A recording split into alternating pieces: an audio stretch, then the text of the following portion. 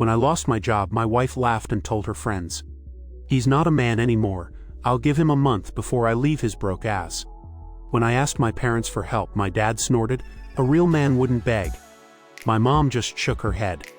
I smiled and left that day. 6 years later, they showed up at my door, desperate and calling me nonstop. I should have known something was off. When Loretta started doing her makeup before going to work, she'd never bothered with that, just mascara and lip gloss most days. But 3 weeks ago, she started getting up earlier, spending almost an hour in the bathroom. When I asked about it, she just said she was trying to look more professional. That morning started like any other.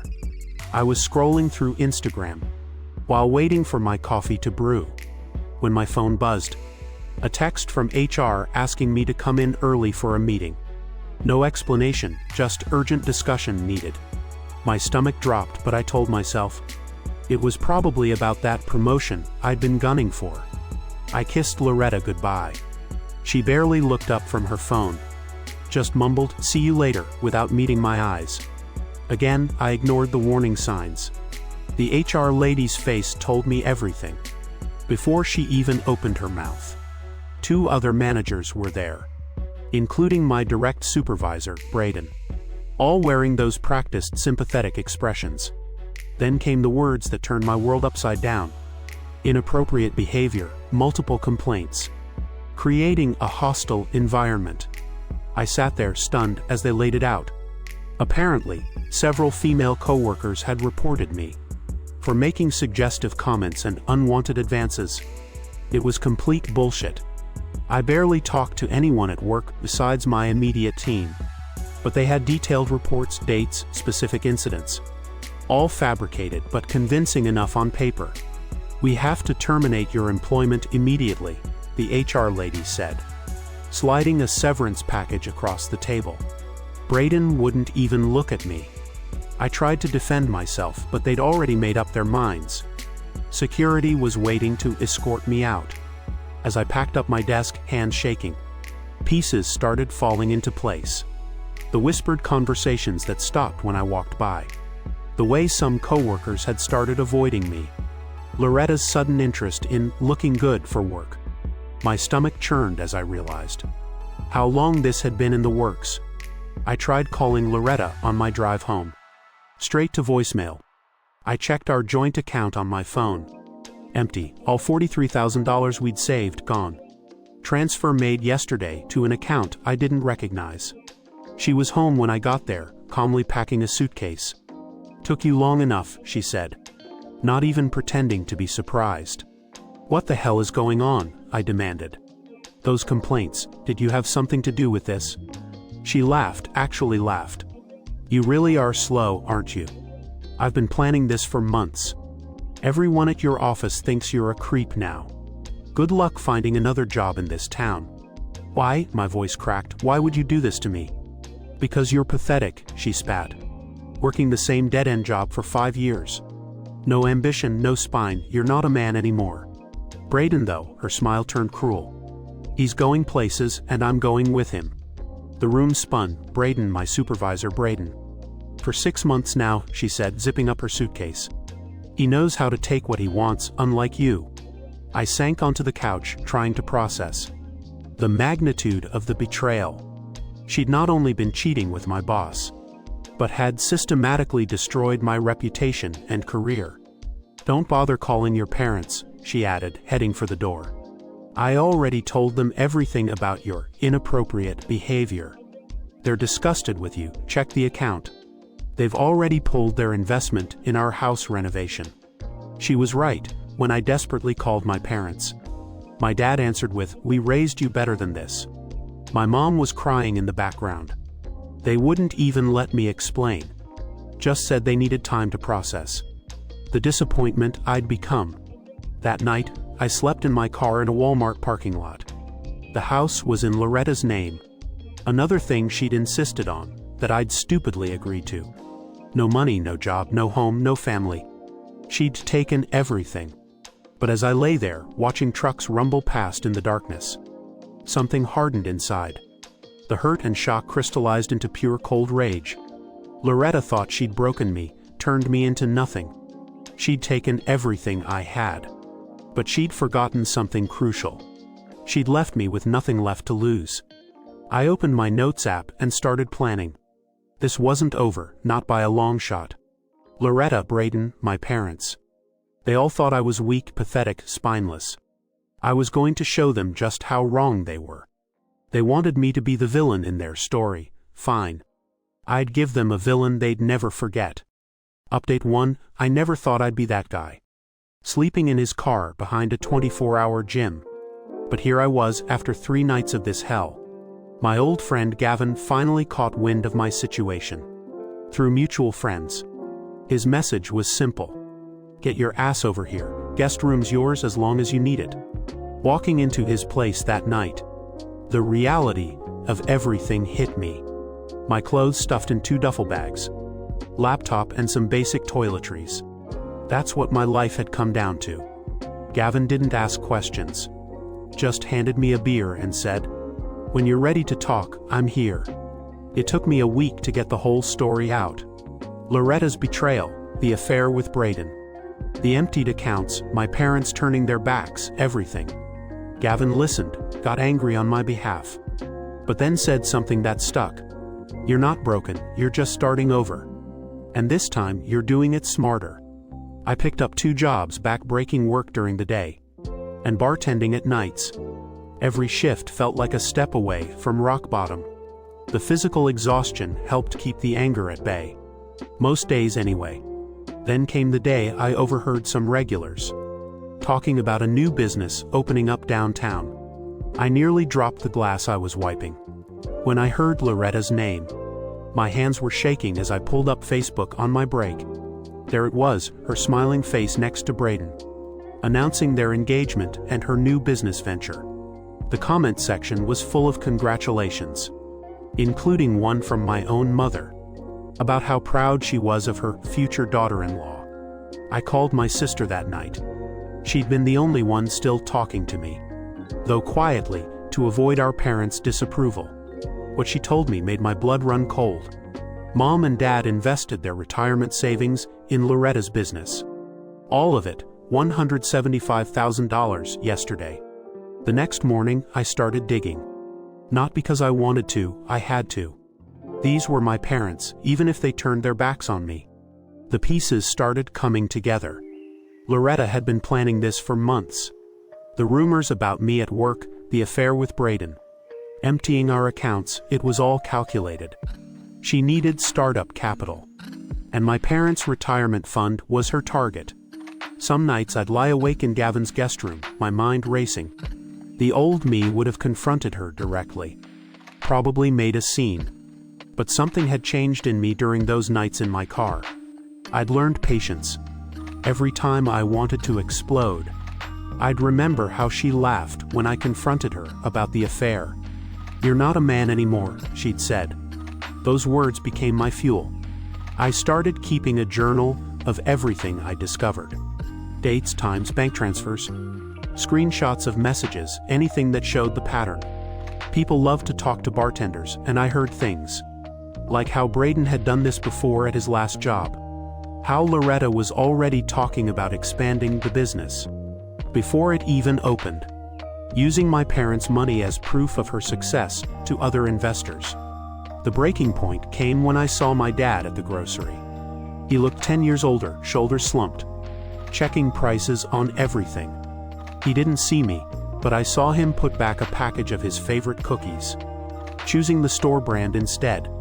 My mother used to buy those for him every week. That night I threw up in Gavin's bathroom, rage and guilt mixing in my gut. Then the local paper came out with the announcement. Local entrepreneur opens dream business. There was Loretta, standing in front of her new shop, talking about building something from nothing, and the support of her wonderful future in-laws. The photo showed my parents at the opening, trying to smile, but looking worried around the edges. I folded that newspaper carefully and added it to my journal. Not because I needed more evidence, I had plenty, but because sometimes you need to hit rock bottom to realize you're not actually falling anymore. You're getting ready to push back up. Looking at that article, something clicked. Loretta thought she'd won because she'd taken everything. But she'd forgotten the most important thing. She'd given me freedom. I had nothing left to lose, and that made me dangerous. Not in a violent way. I was done letting her make me the bad guy. No, I was going to do this smart, legal. And most importantly, I was going to make sure everyone saw exactly who she was. I closed my journal and opened my laptop. Time to start sharing some stories of my own. Update 2, it started with a WhatsApp message. Just one screenshot sent anonymously to Kelly, Braden's wife. A single conversation between Loretta and Braden, discussing their weekend plans, while I was supposedly at my friend's place. Seeing that message get marked as read felt like lighting a fuse. Working at Danny's bar gave me exactly what I needed. Gossip travels fast in a small town, especially when alcohol is involved. I didn't even have to try hard. Just a casual mention here and there about how my ex-wife was now with my old supervisor. People filled in the blanks themselves, especially the regulars who had seen me working double shifts to make ends meet after losing everything. Did you hear about that new boutique opening up on Mason Street? One of the regulars asked, nursing his beer. Owner's that woman who stole her husband's savings and ran off with his boss. The story spread like wildfire through neighborhood Facebook groups and local forums. Every time Loretta posted about her business on social media, the comment section filled with thinly veiled references to her affair. Kelly showed up at Danny's one night. Mascara streaked down her face. "Is it true?" she demanded, slamming her phone on the bar. More screenshots, more evidence. All those late meetings and business trips suddenly made sense to her. I just poured her a drink and listened. Sometimes silence speaks louder than words. Braden's perfect life crumbled within weeks. His kids stopped talking to him. His church group quietly asked him to step down from leadership. The mortgage on their new house suddenly felt a lot heavier on a single income. I was restocking the bar when Loretta first tried calling. Then came the texts. "You've ruined everything. Why are you doing this to me? Braden left me because of you. Your parents are going to lose everything."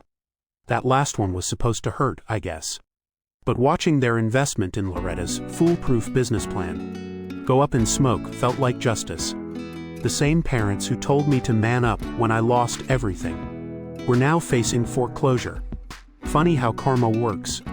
The boutique's grand opening was a disaster. Word had spread about Loretta's reputation. And in our town, reputation is everything. Local vendors pulled out last minute. The few customers who showed up were mostly there to whisper and stare. The local newsletter, which had originally planned a feature story, quietly dropped it. Braden came to the bar one night, drunk and angry. "You planned this," he slurred, pointing a shaky finger at me. "You destroyed my family." The irony was almost funny, almost. I just called him a ride and went back to wiping down glasses. My phone buzzed constantly with messages from my parents. Their retirement savings were gone. The house they'd lived in for 30 years was slipping away. They wanted to talk things through, fix things, find a solution as a family. Delete, delete, delete. Loretta's boutique limped along for another month before the going out of business signs went up. She tried rebranding, dropping prices, everything. But in a small town, once people turn against you, that's it, game over. The last time I saw her that month, she was standing outside the empty shop, staring through the window at the bare mannequins. The sight didn't give me the satisfaction I'd expected. Instead, I felt nothing. And somehow, that felt better than revenge. My parents left another voicemail. "Please son, we were wrong, we need your help." I saved that one, not because I planned to help, but because sometimes it's nice to have a reminder of how far you've come. The boutique's windows were papered over by the end of the week. Loretta's dream of being a successful businesswoman died with a whimper, not a bang. No dramatic showdown, no big confrontation. Just the quiet death of reputation and trust. My regulars at the bar still sometimes bring up the story. It's become local legend, a cautionary tale about karma and consequences. But I don't engage anymore. I've got better things to focus on. The last text I got from Loretta read, "I know you're behind all this, but you can't prove it, can you? You calculated everything perfectly." I didn't respond. Sometimes silence is the best revenge. Besides, I was too busy checking out properties. At the upcoming foreclosure auction, I heard there might be some interesting opportunities coming up. They say revenge is a dish best served cold. But I've learned it's best served by just stepping back and letting people face the consequences of their own actions. The domino effect takes care of the rest. As I locked up the bar that night, I deleted the last traces of their messages from my phone. Tomorrow would bring new opportunities, new beginnings, and for some, new consequences. Some people call it revenge, I call it karma. Either way, I sleep just fine at night. Final update: after 2 years of patient waiting, everything finally started falling into place. I hadn't planned it this way, but sometimes karma works in beautiful ways. I was scrolling through Facebook when I saw Loretta's urgent business announcement post. Her little boutique was closing permanently. Not just closing, but being seized by creditors. All that talk about her entrepreneurial vision and redefining local retail had amounted to exactly what I'd expected: a spectacular failure. The comment section was brutal. Maybe if you'd focused more on running your business, instead of sleeping with married men.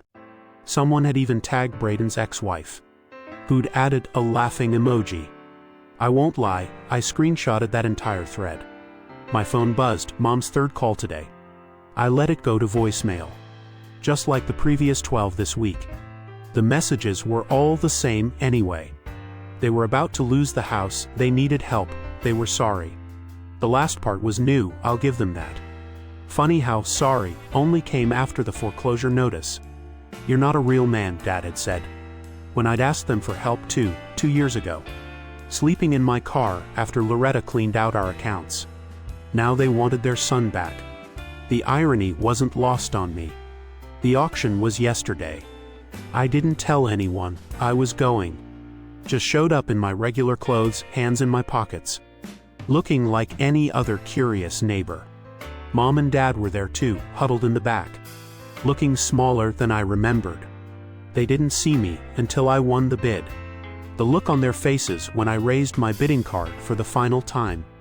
That moment alone was worth every penny of the down payment.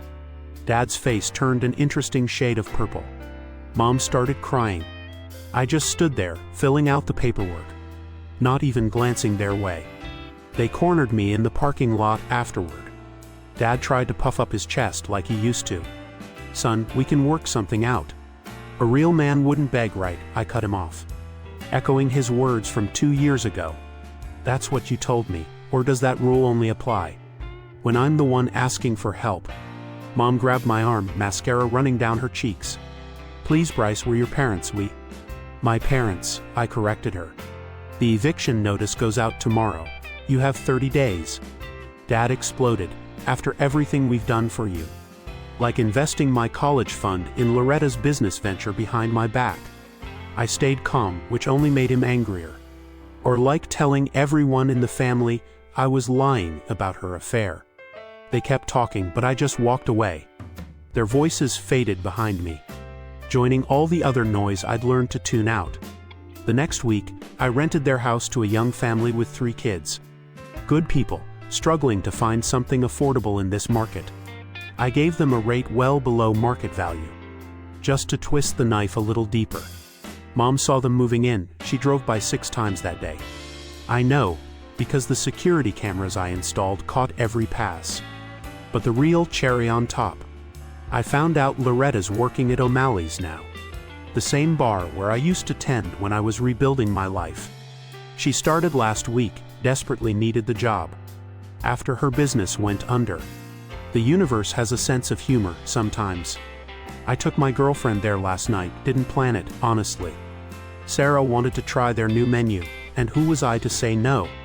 Loretta was our waitress. The look on her face when she recognized me, priceless. She tried to get another server to take our table, but they were short-staffed. "What can I get you?" Her voice was barely above a whisper. I didn't even look up from the menu. Just ordered my food like she was any other server. Any other stranger. Sarah, bless her heart, had no idea who Loretta was. I never talk about that chapter of my life anymore. We enjoyed our dinner, laughed, shared dessert. Left a decent tip because hey, I'm not a monster. As we were leaving, I heard Loretta's manager scolding her. About a messed up order, she was on thin ice apparently. I walked past without a glance, holding Sarah's hand. Feeling the weight of my house keys in my pocket. Keys to the home where my parents had lived for 30 years. Some people say revenge doesn't bring peace. Maybe they're right, but watching Loretta scramble to carry plates, while wearing the same cheap polyester uniform I once wore. Seeing my parents' belongings piled up in their sister's garage. Peace was never the goal. The young family in my parents' old house sent me pictures yesterday. They're painting the kitchen yellow. Planting a garden where mom's prized roses used to be. Life moves on, sometimes it moves exactly where you want it to. Tomorrow, Sarah's taking me to meet her parents. They're good people, from what I can tell. But this time, I know better than to trust family. Just because they're family. This time, I keep my own accounts, my own spaces, my own escape routes. And if anyone ever tells me I'm not a real man again, well, let's just say I've learned how to prove them wrong.